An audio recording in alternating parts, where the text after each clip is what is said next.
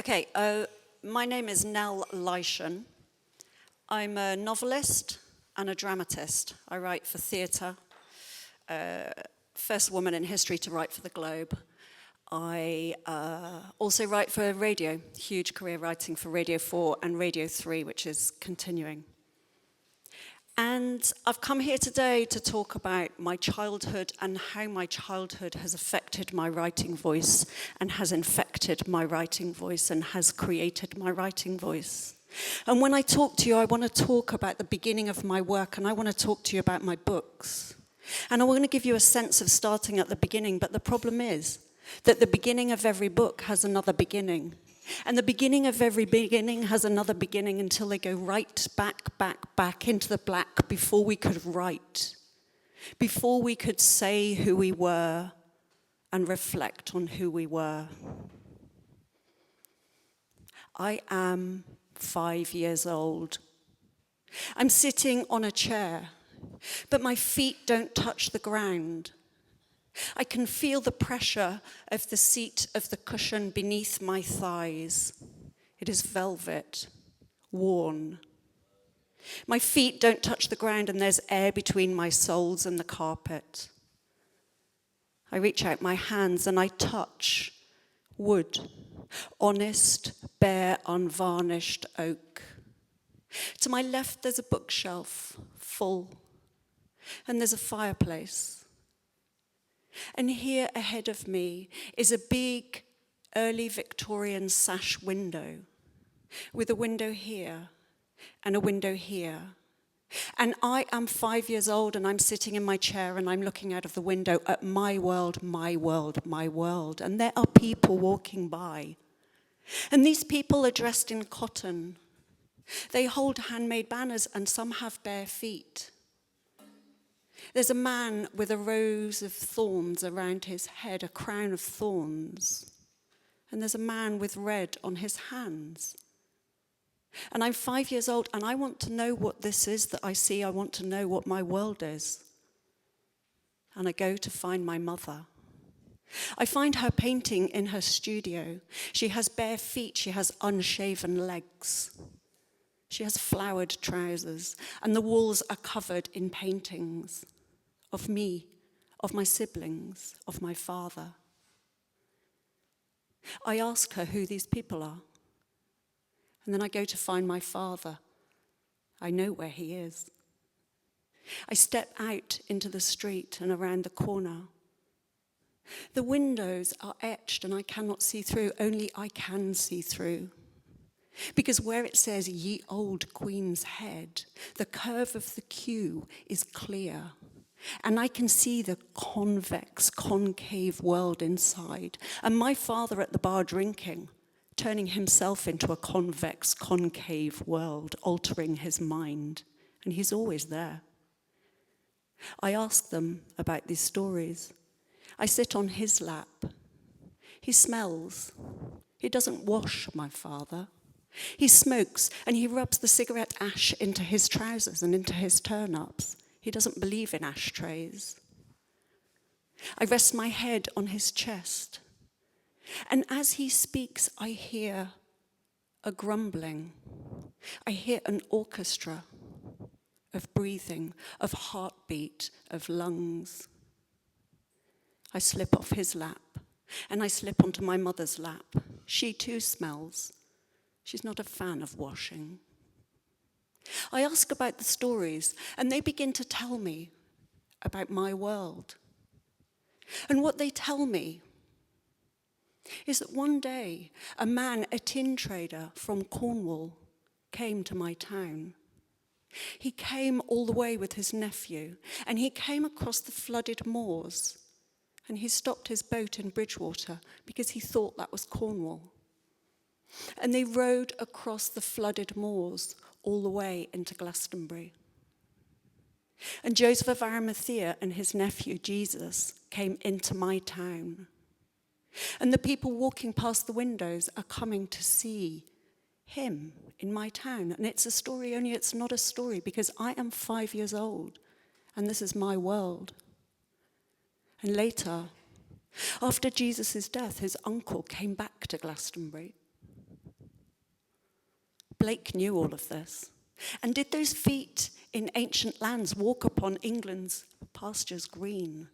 He knew, and I knew, that this was true. He came back, the uncle. He came back with the chalice with the blood in. And he came back with his walking stick, and he walked up a hill called Wearial Hill, which is a hill I know my 5-year-old legs can climb. He was tired. He rested his stick in the ground, and below the ground, the eyes on the stick, where the twigs were broken off, begin to sprout, and it grows. And this miracle tree, at midnight every Christmas, animals come to it. They kneel in front of it, and for 1 hour they can speak to human beings. And my 5-year-old self, my legs climb the hill, and I sit and I wait for the robin so that we can have a conversation. And after he planted his stick, Joseph of Arimathea took the chalice and he hid it inside the well in my town near my house. And my 5-year-old self and my 5-year-old friend go to the chalice. We dip in our hands and we cup water and we bring it up to our mouths, and we can taste Jesus' blood in the iron-stained water. Blake knew it. I knew it. Age 5. I'm 5 years old. I'm sitting in a chair, velvet. My feet don't touch the ground, and there is air beneath the soles. There's a bookshelf on my left, and I reach over and I take a book. I hold it in my hands. I turn it over. My sister, my big sister, has taught me to read early, in front of the blackboard in our house, which is always there, which we have to write on. Because you see, we are autodidacts in my house. There are sins in my house, a house full of atheists. The sin is to be boring. The sin is to get an education and join the system. We need to fight, all of us. We're going to reinvent the wheel, and we're going to do it daily, monthly, yearly.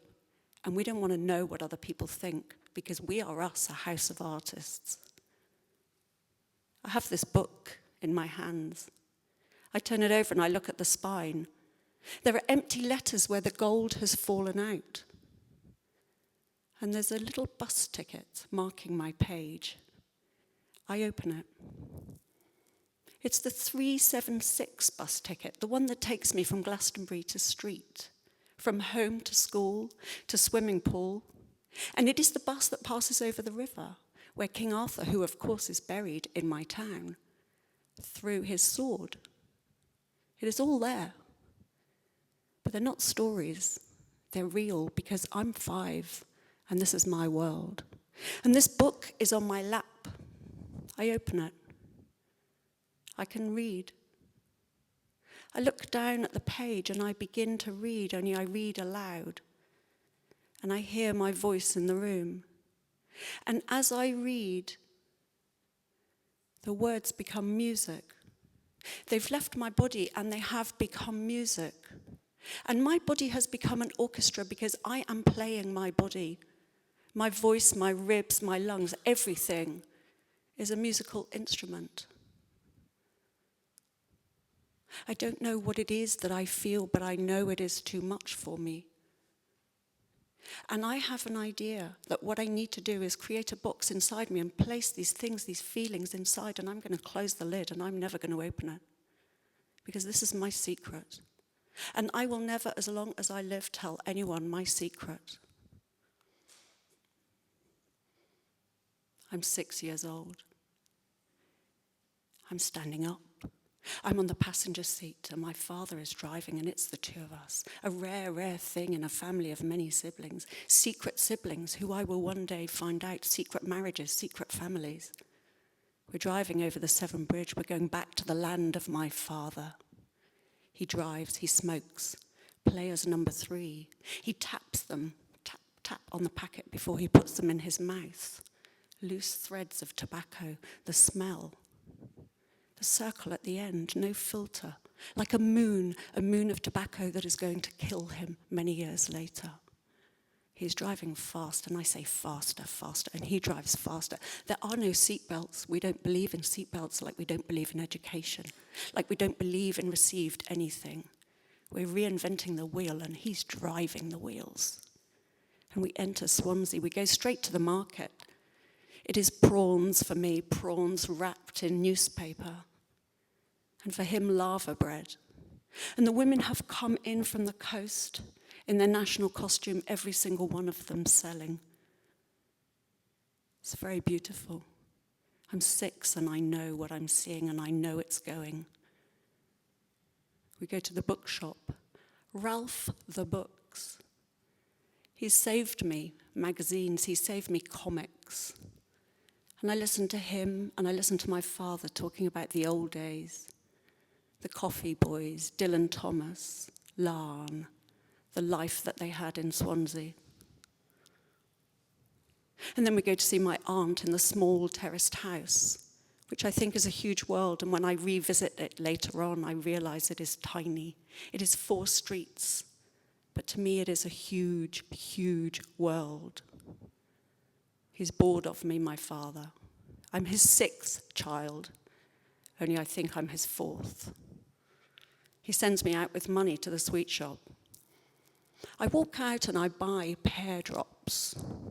I put them in my mouth and I feel the sugar. I feel the jagged edges where they're molded, which almost cuts my gum. They taste of nail polish remover. My mouth is strong with the taste. And then I walk back and there are women on steps. And there are women talking in Welsh, lilting, musical voices, and I stop and I listen. And I think, this is an amphitheatre overlooking Swansea, and this is an opera. Only I'm 6 and I don't have those words. But I know that what I'm listening to is something beautiful, and it can go in the box with the other things in the box. And I'll never open it, and I'll never tell anyone. And now I'm 7 years old. I'm with my sister, the sister who taught me to read, the sister who I think is my second biggest sister, who turns out not to be my second biggest sister. We're down on the Somerset Levels. It is a world of flatland. It is a world of summer headaches. It is beautiful. There is peat underneath the water. There are ruckles. The men who dig up peat dig it into squares and they build it into towers where the air can pass through and dry them. Ruckles. We stand in front of these ruckles and I look at them, for I know some things by now. And I know how peat is made, that peat is thousands of years old. That this is time that they're digging up. This isn't soil, this is time. It contains bodies composed by the acid in the soil. It contains the history of the people who lived there. Only I am 6 and there is no history anymore because time has collapsed like the time in the peat has collapsed. And I can see it all. There are flag irises, yellow as butter. And there are bulrushes in every reen, every hand-cut piece of water by the monks at Glastonbury Abbey, creating fields and creating fake lakes to keep their fish in. I gather cowslips with my sister. I can feel them as I put the flowers together, the heady weight of the yellow flowers here, resting here on my hand, and inside here are the fragile stems, and here is the sap dripping on my wrist. I still feel it. I can feel the weight. It is real. It is not a figment of my memory. It is real, and as I stand here today, I feel the weight of those flowers. And we walk near the Sweet Track. Sweet name, Sweet Track, one of the oldest roads in history, where the people lived above water on stilted houses. The summer people, Somerset, like me, my world, my town, my love. but now I'm 11.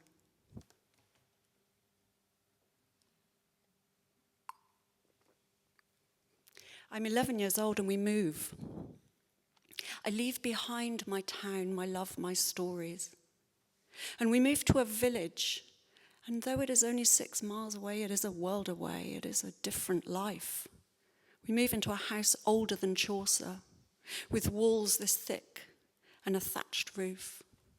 And we live there because it is my brother who thatched the house, who found it. It has beaten earth floors, and underneath we find a silver dagger from the Battle of Sedgemoor, the last battle on English soil. They locked up 500 men in Weston Zoyland Church, the cathedral of the Somerset Levels, and they killed them all. And at night, they ride horses across the flat lands through the mist. And I can hear them. They're real.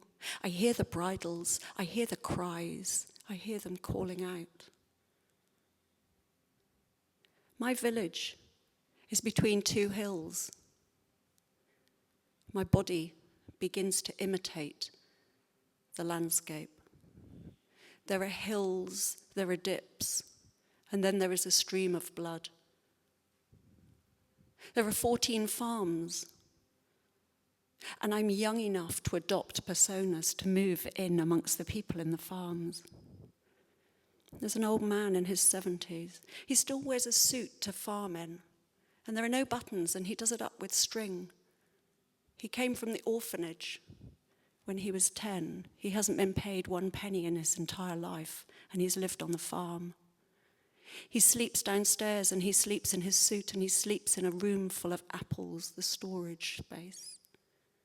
There's an orchard there, a room of trees. And the names of the apples are beautiful.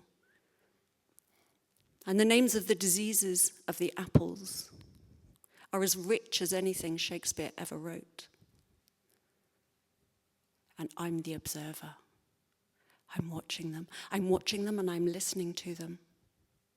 They eat sandwiches with thick white bread and cheddar that they have made in their own kitchens, and pickled beetroot which stains the bread like blood.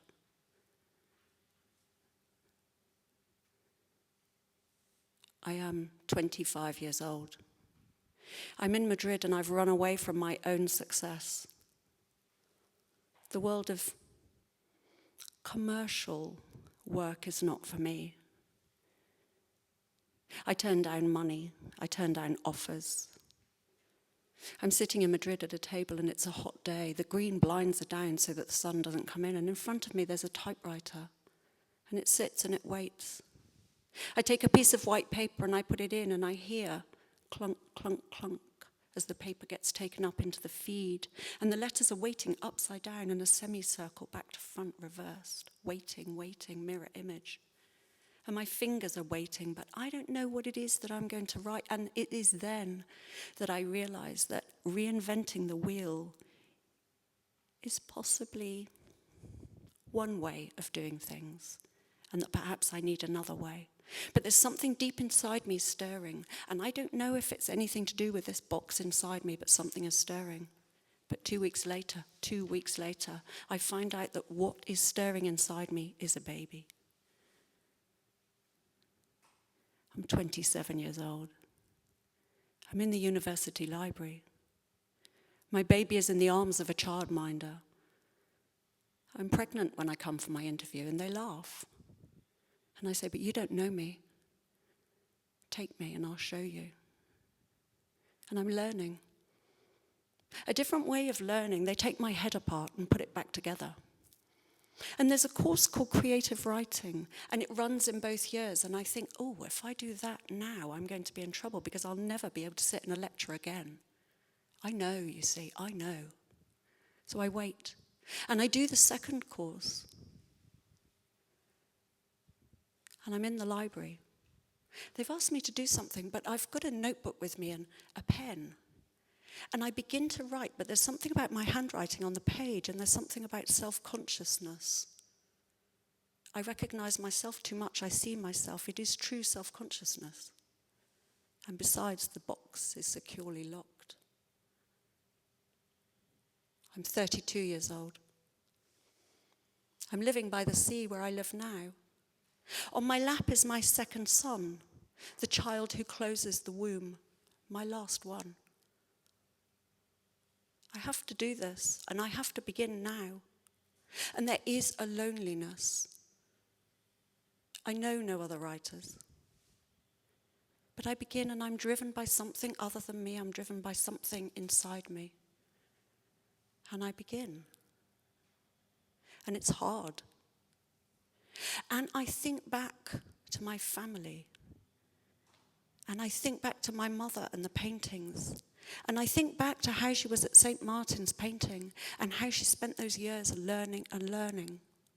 And I think about my father, the goldsmith. And I think about how long it really takes to make a perfect gold circle. It's not easy. And I think about my brother, who can thatch a roof so beautifully that I want to stroke it. That as I drive through Somerset, I know his thatching, and I'm always right. And there are always straw cockerels next to the chimney to stop the devil going down. I'm 32 years old. I'm going to do an apprenticeship. Because this isn't about anyone else. This is about me. This is about the box inside. This is about my world, my inner life. I'm 40 years old. I'm sitting at my desk. It's not easy. But the apprenticeship feels as though something has happened. There's a bonfire in my garden. I'm burning boxes. And I go into my study, which is upstairs, to escape my children and get some quiet. I pick up the 3 novels that I have written that I have rejected. And I hold them in my arms and I carry them down to the garden. And I place them on the fire and I burn them. There is no trace, there are no discs, there is nothing. I destroy everything. The next day, the fire is still hot, but the day after, when it's cool, I take the ashes and I dig them into my vegetable patch. And I grow vegetables and I eat my own words. I'm writing a novel, age 40. It's called Black Dirt, and it's about the layers of time and history in the peat, and it's about the stories of Glastonbury. And it tells the story of the uncle and the nephew who row across the flat land where the water is silver in the light. And they hear a rhythmical beating, and they look up. And there are 3 swans in the air, heavy, impossible. Their wings moving slowly, their necks outstretched, the 3 of them. They rest the oars in the rowlocks, and all they can hear is the beating of the wings and the drip, drip, drip of the water from the ends of the oars into the flood. Beneath them, grass and fish wave and swim and pass. I'm 50 years old. I'm working on a project at the Royal Shakespeare Company about the 400th anniversary of the King James Bible. I spend 3 days in a room. We read pieces of the Bible by Shakespearean actors. And we talk about making plays, and I come up with the idea what would happen if a young woman was taught to read with the King James Bible. How would that change how she reads and her use of language? Her name comes to me immediately, Mary. Mary. But the project is cancelled. I'm 50 years old and I'm walking along the beach by my home. I'm thinking, well, maybe there are ideas for plays that can be crossed over into novels.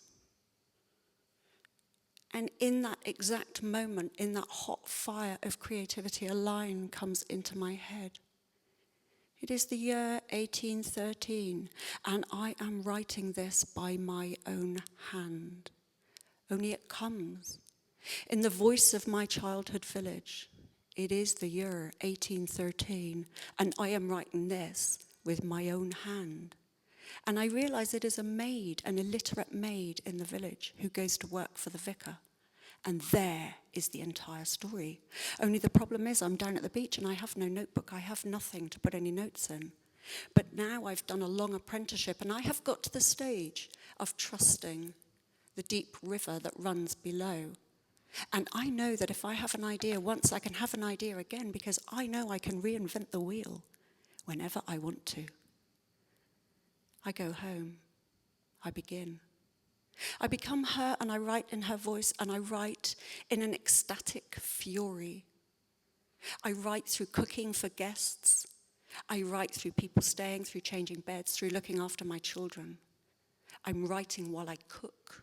And my family complain that the food is not as good as normal.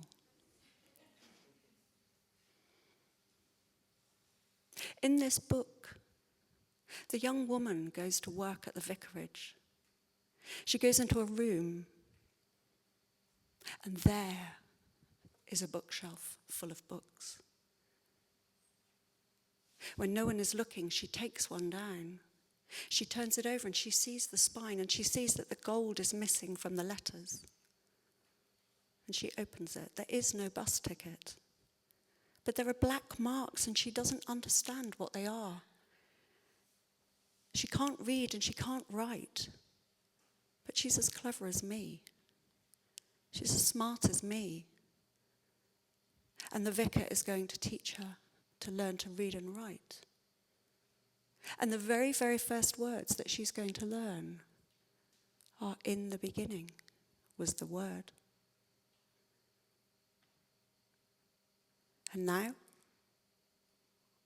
I'm 56 years old. And I'm standing here thinking, yes, I'm 56 years old. But that's a very boring use of the notion of time. For I'm not 56 years old. I'm 5 years old, 6 years old, 7 years old. I'm 11 years old, 25, 27, 32, 40, 50. I'm every age. I am the person who built my house that I live in with the thick walls. I'm the original Thatcher, the original maker of the cockerel who stopped the devil going down the chimney, who stuck nails in the heart of the pig and stuffed it up the chimney to be safe. I am the woman who lost her husband, who had 8 children, who was going to farm on her own. I'm the man in Western Zoyland Church with 499 others, and I know I'm going to die tomorrow. Because time has entirely collapsed, and that is my job. To reach across time, to reach across levels, to remember the sharpness of the pear drop as I suck it, to remember that taste in my mouth, to remember how it feels like rough plaster in my cheek when I finally swallow the sweet. It is my job.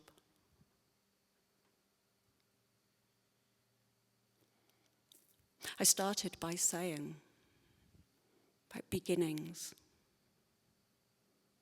And it feels here today, as I'm standing here, like another beginning.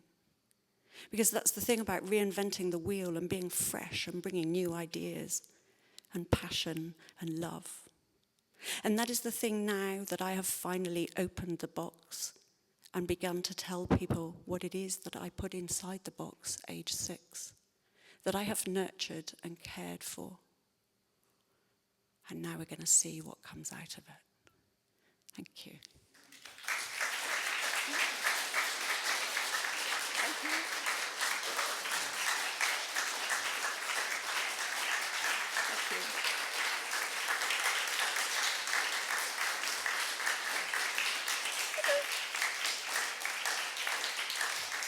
I don't know how long that was.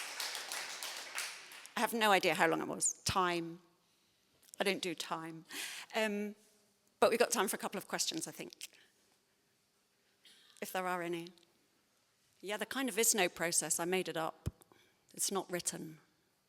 So I think it's me experimenting with risk and the notion of failure.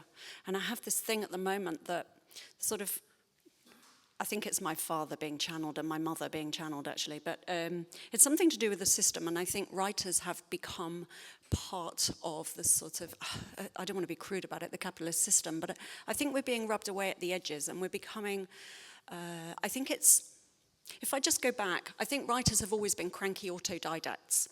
And I think they've always been slightly lonely, and that's been good for them. You know, we do get together eventually, but I think there's that. And I think now we've become commodified, and we're commodities, and we're sort of propping up an entire creative writing industry. This isn't a personal criticism of any of that industry at all, but a sort of big overview, really. And when I think of all the great writers that I've spent my life with, they're not part of that industry. They're just not. You know, the most that I ever got, really, was reading letters from writers to writers, which are extraordinarily beautiful things, and journals, and that's why I sort of learnt so much about thinking about writers. So I think I'm playing with risk at the moment, and I think it's a kind of reclaiming of my ability to take those risks, rather than, and it's not sort of sour grapes at being edited or anything like that, it's just to do with speaking out and using my own voice. So there's an element of risk, but in terms of the actual process of doing it, I kind of come up with a structure so you know where you are, and then it's like jazz. I extemporize, so every single time I'll do it completely differently. No idea what will come out, no idea what the ending is. So there are sort of bits that I think about. So I woke up at 3 a.m. and remembered the weight of cowslips on my hand. So that went in, but I could easily have forgotten it and then put something else in. So that's a kind of joy for me. And it's also getting away from, because of course, you know, language is a system, and it's a subjective person-made, man-made, woman-made system, whoever made language. And each language, obviously, you know, has a different system, but we do become stuck within it, and I do become very hung up about semicolons. So it's a kind of freeing thing, because, you know, I'm going to try not to beat myself up about what I left out. So it's sort of, you know, saying, well, actually it's quite freeing to do that, and I'm hoping that that will sort of feed in. It's been a strange period the last few years, and it's sort of feeding into a whole new feeling about work and writing and finding out what you have to say. But does that answer about the process? Okay. My children tell me I've got a loud voice, so I can rely on it. Basically, it seems to me that when you're trying to capture memory, there is a genuine problem. Always the written, articulated memory is much sharper edged. It's, first of all, it's picked out of a blur that is one's days, more blurred when you're tiny, and it has to be made intelligible to others.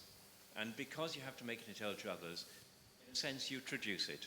Ultimately, you can't really get any close to what it was like to be the person having I'm not sure I agree with all that.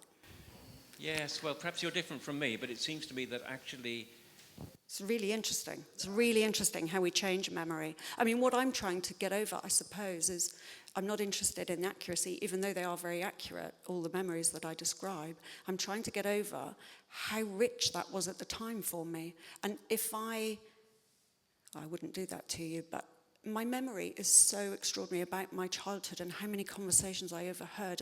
But it's the feeling, it's my sensibility that I'm trying to explain. Come back to that. Around that memory.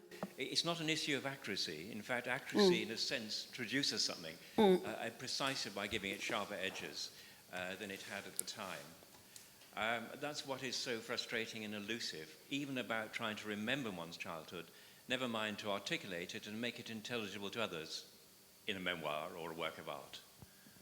But I think it depends on who you are and what your memory is and what your childhood was, because I'm very annoying to be with, because I'll remember a conversation from 30 years ago and bring you back to it. And it does, it does depend how much you retain, but it's quite extraordinary how much I do retain. And the house, I could paint the entire house, and I left when I was 11. But I could tell you every detail of that house and every book I read in the house and what the illustrations were of every book. And it's just, that is retained in my head, but not one history lesson from school. So it's about subjectivity and sensibility, I think. But I think it's really interesting, because actually I find it very hard in writing to pin down those memories, and much easier when I extemporize like that, when I vocalize it, and I don't quite understand why that is. But yeah, it's really fascinating territory, isn't it? It's so interesting. You know, thanks. Yeah, really fascinating. Thank you. Yeah. One more and then two more. Oh, God. Sorry, timetable. so many parts resonated, but selfishly, there was a line that you said that really resonated with what I've been thinking about a lot recently, which is creativity and faith.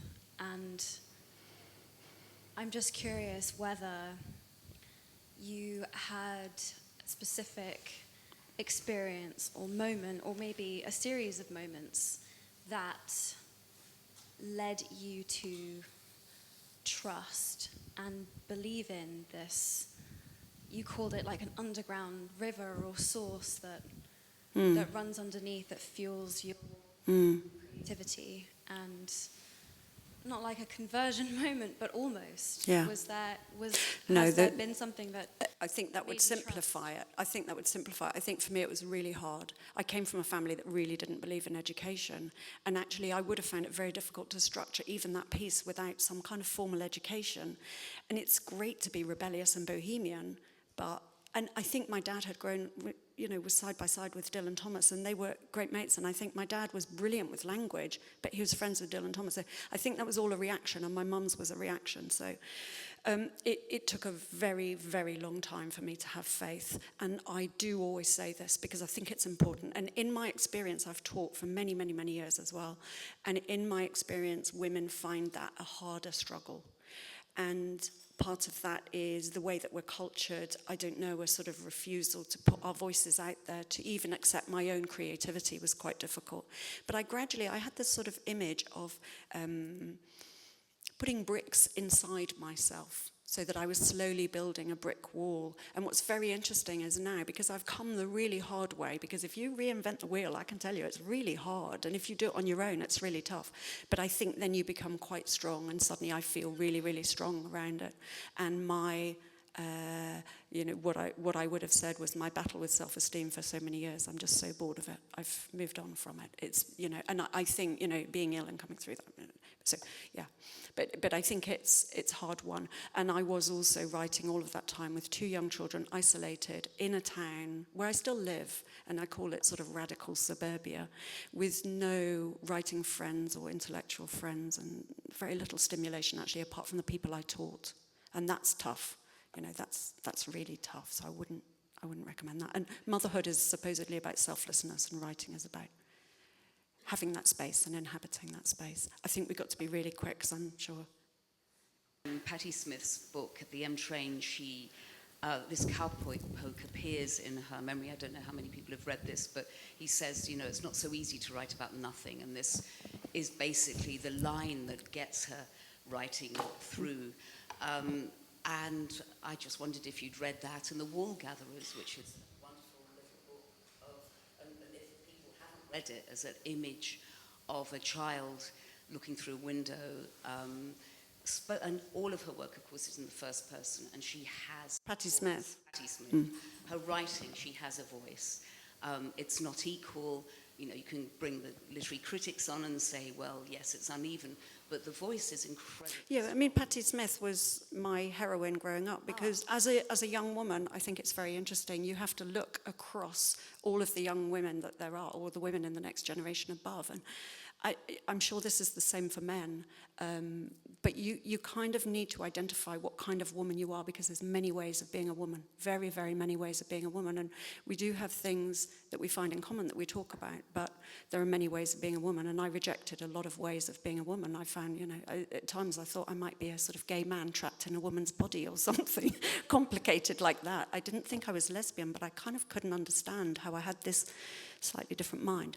So Patti Smith was absolutely key for me, and she spoke what she wanted to speak. But it just took me a very long time to get there, and I think it does with some people. It's just the way it is. But yeah, I love the fact you brought her up. But Glenda Jackson was another amazing role model, I think, for women, and going into a political life after. I'm not doing that. Definitely not after my conversation with Ian last night. But thank you very, very much. Thanks.